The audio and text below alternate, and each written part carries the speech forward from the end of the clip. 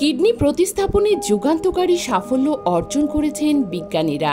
সম্প্রতি তারা এমন এক প্রযুক্তি উদ্ভাবন করেছেন যার মাধ্যমে রক্তের গ্রুপ না মিললেও সম্ভব হবে প্রতিস্থাপন। অর্থাৎ এখন যে কোনো কিডনিকে ইউনিভার্সাল কিডনি বা সর্বজনীন কিডনিতে রূপান্তর করা সম্ভব, যা যে কোনো রক্তের গ্রুপের রোগীর শরীরে প্রতিস্থাপন করা যাবে। এই সাফল্য চিকিৎসা বিজ্ঞানে এক নতুন যুগের সূচনা করতে পারে।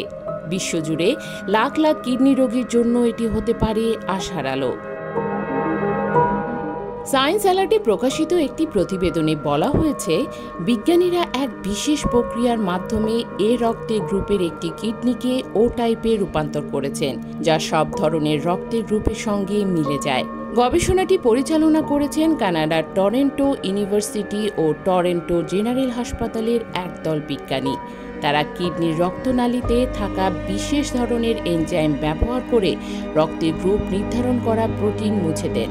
ফলে কিডনিটি আর নির্দিষ্ট কোনো রক্তের গ্রুপের সঙ্গে সীমাবদ্ধ থাকে না, বরং সর্বজনীন হয়ে ওঠে। গবেষকরা জানান, কিডনিটি মানুষের দেহে কার্যকরভাবে কাজ করতে সক্ষম এবং তেমন কোনো বড় সমস্যাও দেখা দেয়নি। যদিও এটি এখন ক্লিনিক্যাল পর্যায়ের প্রাথমিক ধাপ, তবুও বিজ্ঞানীরা আশা করছেন আগামী কয়েক বছরের মধ্যে এই প্রযুক্তি মানুষের শরীরে নিয়মিতভাবে ব্যবহার করা যাবে। অনেকেই প্রশ্ন তুলেছেন, এটি কি কোনো কৃত্রিম কিডনি? উত্তর হচ্ছে না, এটি কোনো কৃত্রিম বা ল্যাব নির্মিত অঙ্গ নয়, বরং সম্পূর্ণ প্রাকৃতিক কিডনি, যা বিশেষ জৈব প্রযুক্তির মাধ্যমে পরিবর্তিত করা হয়েছে।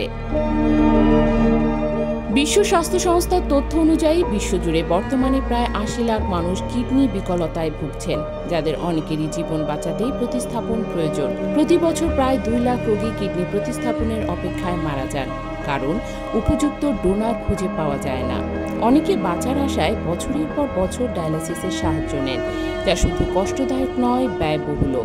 এই প্রেক্ষাপটে ইউনিভার্সাল কিডনি প্রযুক্তি বাস্তবায়িত হলে অঙ্গ প্রতিস্থাপনের ক্ষেত্রে এক বিশাল পরিবর্তন আসবে। রক্তের গ্রুপ মেলানোর বাধা না থাকলে ডোনার পাওয়ার সুযোগ কয়েক গুণ বাড়বে এবং হাজার হাজার প্রাণ বাঁচানো সম্ভব হবে বলে মনে করছেন চিকিৎসকরা।